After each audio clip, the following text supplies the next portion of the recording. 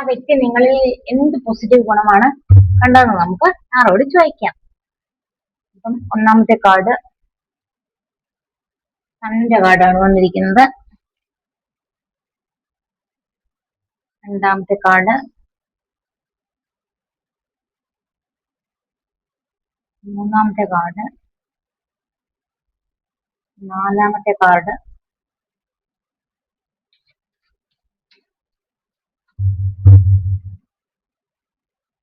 അഞ്ച് 6. നിങ്ങളിൽ എന്ത് പോസിറ്റീവ് ഗുണമാണ് അവർ കണ്ടിരിക്കുന്നത് നമുക്ക് നോക്കാം. ബോട്ടം ഡെക്ക് വന്നത് മെൻ ഓഫ് സോർട്സിന്റെ എനർജിയാണ്. എന്തായാലും ഒരു ദുഃഖിക്കുന്ന ഒരു ആളായിട്ടാണ് കാണുന്നത്. എന്തൊക്കെയോ ഓർത്ത് വിഷമിക്കുന്നുണ്ട്.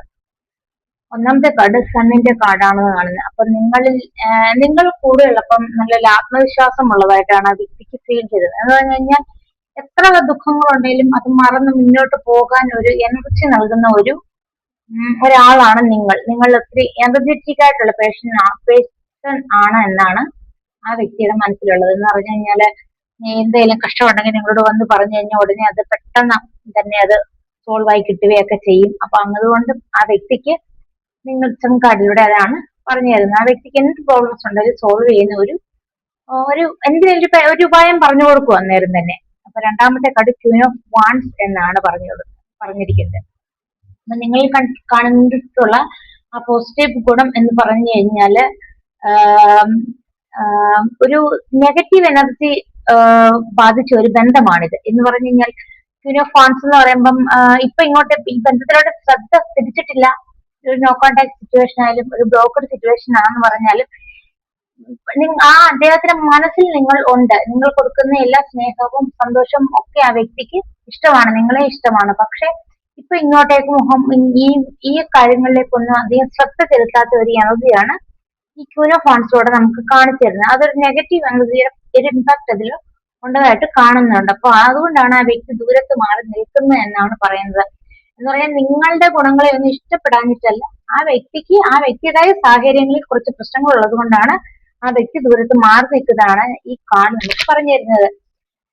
മൂന്നാമത്തെ കാർഡ് എയ്റ്റ് ഓഫ് വാൻസ് എന്നാണ്. എന്ന് പറഞ്ഞാൽ ഈ വ്യക്തി സ്വന്തം ഓവർ തിങ്കിങ് ചെയ്യുന്ന ആളാണ്. ഓപ്പോസിറ്റ് നിൽക്കുന്ന നിങ്ങളുടെ പേഴ്സൺ ആരായാലും കുറെ ഓവർ തിങ്കിങ് ചെയ്യുന്നുണ്ട്.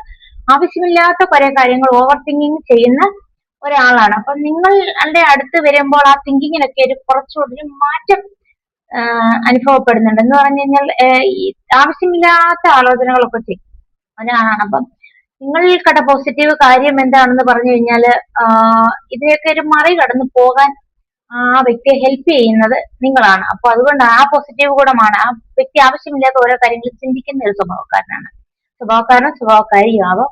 പക്ഷെ ആ ചിന്തകളെയൊക്കെ മറികടന്ന് പോകാനൊക്കെ സഹായിക്കുന്ന ഒരു മെന്റൽ സപ്പോർട്ട് നിങ്ങളിൽ നിന്ന് ലഭിക്കുന്നതെന്നാണ് ഈ കാർഡ് നമുക്ക് പറഞ്ഞു തരുന്നത്.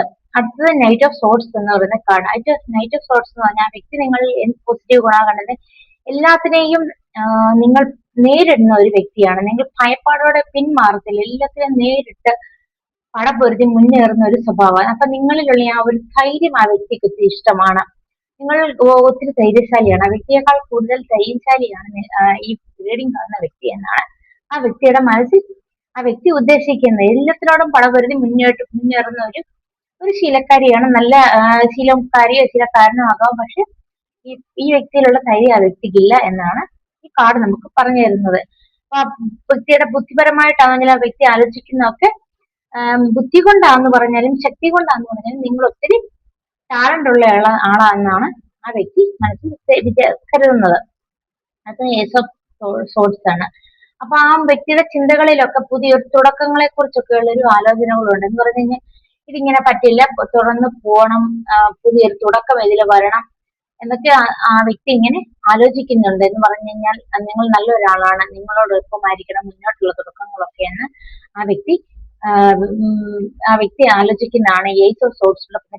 പുതിയ തുടക്കങ്ങളെ ആഗ്രഹിക്കുന്നുണ്ട്. ചിലപ്പോൾ മാരേജ് ആവാത്ത വ്യക്തികളാണെങ്കിൽ പുതിയൊരു മാരേജിലൊക്കെ പോകാൻ ചാൻസ് ഉള്ള ഒരു ബന്ധമായിട്ടാണ് ആ വ്യക്തി കൂടുതൽ ആലോചിക്കുന്നത്. നല്ലൊരു പാർട്ണറാണ് എന്നാണ് ഈ ഏസ് ഓഫ് സോർട്സിലൂടെ ആ വ്യക്തി ആലോചിക്കുന്നത്. അടുത്തത് ഏസ് ഓഫ് കപ്സ് ആണ്. ഏസ് ഓഫ് കപ്സ് എന്ന് പറഞ്ഞു കഴിഞ്ഞാൽ പ്രപഞ്ചമായിട്ട് എന്ന് പറഞ്ഞാൽ ദൈവമായിട്ട് നിങ്ങളിൽ കൊണ്ടുതന്ന ഒരു ബന്ധമായിട്ടാണ് ആ വ്യക്തി നിങ്ങളെ കാണുന്നത് എന്ന് പറഞ്ഞാൽ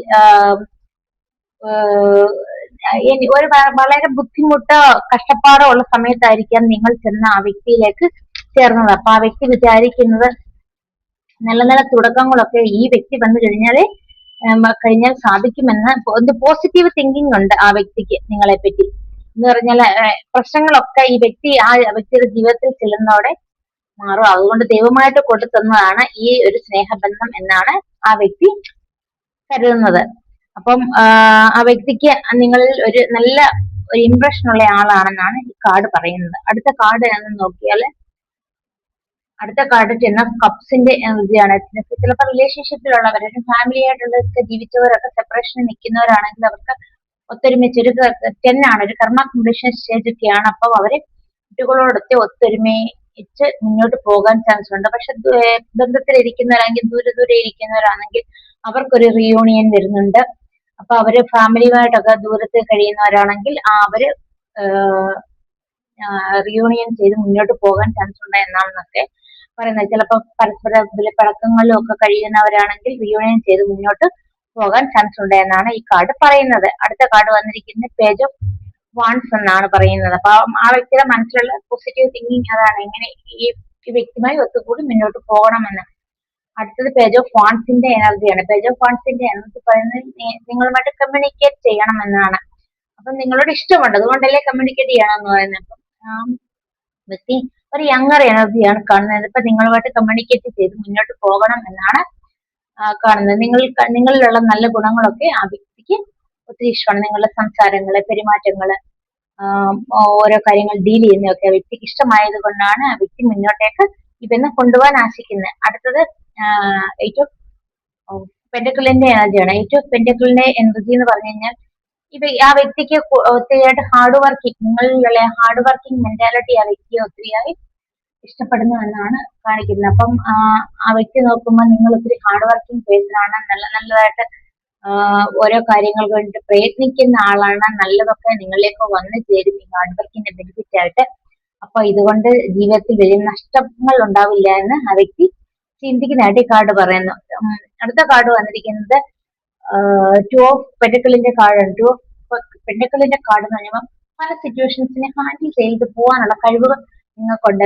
വൈകാരികമായിട്ടായാലും പണപരമായിട്ടായാലും എന്താന്ന് പറഞ്ഞാലും നിങ്ങൾക്ക് അതിനുള്ള ഒരു ടാലന്റ് ഉള്ളതായിട്ട് ആ വ്യക്തി നിങ്ങളിൽ കാണുന്നു. ഈ ഒരു സിറ്റുവേഷൻസിലേക്ക് ഹാൻഡിൽ ചെയ്ത് പോകാൻ നിങ്ങൾക്ക് മുന്നോട്ട് പോകാനുള്ള കഴിവ് നിങ്ങളിൽ കാണുന്നു എന്നാണ് പറയുന്നത്. അപ്പൊ ആ വ്യക്തിയിലുള്ള പോസിറ്റീവ് തിങ്കിങ് അതാണ്. നിങ്ങൾ ഏത് സാഹചര്യത്തിലും മുന്നോട്ട് ജീവിക്കാൻ നിങ്ങൾക്കുള്ള ആ ഒരു വിൽ പവർ ആണ് ആ വ്യക്തിക്ക് കൂടുതൽ ഇഷ്ടപ്പെട്ടതെന്നാണ് പറയുന്നത്. അടുത്തത് 5 ഓഫ് സോർട്സ് എന്നാണ്. അപ്പം ചിലവർക്ക് ചില ബന്ധങ്ങളിൽ വഴക്കടിക്കുന്നത് അവർക്ക് ഇഷ്ടമായിരിക്കത്തില്ല, പക്ഷെ ചില ബന്ധങ്ങളിൽ വഴക്കടിക്കുന്നത് ഇഷ്ടമായിരിക്കും. അപ്പൊ അതുകൊണ്ട് കൂടുതലായിട്ട് എന്താണ് ആ വ്യക്തിയിലുള്ള പോസിറ്റീവ് ഈ വ്യക്തിയിൽ കണ്ടതെന്ന് ചോദിച്ചാൽ നിങ്ങൾക്ക് കൂടുതൽ വഴക്കിടുന്ന സ്വഭാവം ഉള്ളതായിട്ടാണ് ഈ കാർഡ് നമുക്ക് പറഞ്ഞു തരുന്നത്. ചിലർക്ക് വഴക്കിടുന്നത് ഇഷ്ടമായിരിക്കും. അപ്പൊ വഴക്കിടുന്നെന്ന് പറയുമ്പോൾ കൂടുതലായിട്ട് കോൺസെൻട്രേറ്റ് ചെയ്യുന്നതുകൊണ്ടാണ് വഴക്കുകൾ വരുന്നത്. ഒരു വ്യക്തിയെ നമ്മൾ ഒരു പരിധി കൂടുതൽ കോൺസെൻട്രേറ്റ് ചെയ്യുന്നതുകൊണ്ടാണ് ഈ വഴക്കുകൾ വരുന്നത്. അപ്പൊ വഴക്കിടുന്നത് ഒരു സ്നേഹമായിട്ടാണ് ആ വ്യക്തി കണക്ക് കൂട്ടിയിരിക്കുന്നത്. അപ്പൊ ആ വ്യക്തിക്ക് നിങ്ങളെ വഴക്കാളി സ്വഭാവമാണ് ആ വ്യക്തിക്ക് കൂടുതൽ ഇഷ്ടപ്പെട്ടതെന്നാണ് പറയുന്നത്. അടുത്ത കാർഡ് വന്നിരിക്കുന്നത് ഡെത്ത് ആണ്. ഡെത്ത് എന്ന് പറഞ്ഞു കഴിഞ്ഞാൽ ഡെത്ത് ആൻഡ് റീബർത്ത് എന്ന കാർഡാണ്. എന്ന് പറഞ്ഞു കഴിഞ്ഞാല് ഇതുവരെ നേരത്തെ നിങ്ങളുടെ ഒരു ക്വാളിറ്റി ആ വ്യക്തി ഇഷ്ടപ്പെട്ടില്ല എങ്കിൽ ഇപ്പൊ നിങ്ങൾ മുന്നോട്ട് നിങ്ങളുടെ ക്വാളിറ്റികളെയൊക്കെ ഇഷ്ടപ്പെടാൻ തുടങ്ങിയിരിക്കുന്നു. നിങ്ങളിലുള്ള എല്ലാ ക്വാളിറ്റിയെയും ഇഷ്ടപ്പെട്ട് മുന്നോട്ട് പോകാനാണ് ആ വ്യക്തി താല്പര്യപ്പെടുന്നത്. എന്ന് പറഞ്ഞാൽ ഇതുവരെ ആ വ്യക്തി വലിയ മാറ്റങ്ങളൊന്നും ഇല്ലായിരുന്നു, പക്ഷെ ഇനി മുതൽ അങ്ങോട്ട് ആ വ്യക്തിയിൽ നല്ല മാറ്റങ്ങൾ വരുന്നതായിട്ടാണ് ഈ കാർഡ് നമുക്ക് കാണിച്ചു തരുന്നത്. ഒരു കാർഡ് എടുക്കാം. അടുത്തത് കിങ് ഓഫ് കപ്സിന്റെ എനർജിയാണ്. കിങ് ഓഫ് കപ്സിന്റെ എനർജി തന്നെ ആ വ്യക്തിക്ക് സാഹചര്യങ്ങളൊന്നും അനുകൂലമല്ലേലും നിങ്ങൾ എന്ന് പറഞ്ഞ വ്യക്തി ആ വ്യക്തി ഒത്തിരിയും ബഹുമാനിക്കുന്നുണ്ട്.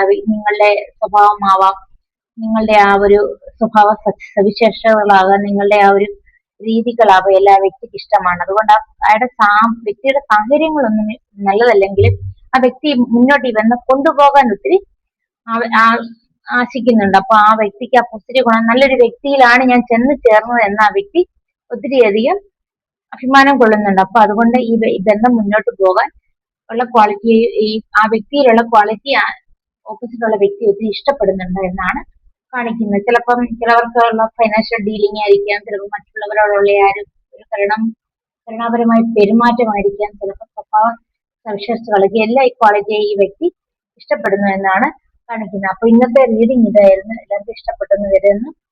അപ്പം ലൈക്കും സബ്സ്ക്രൈബും ചെയ്യുക. Thank you.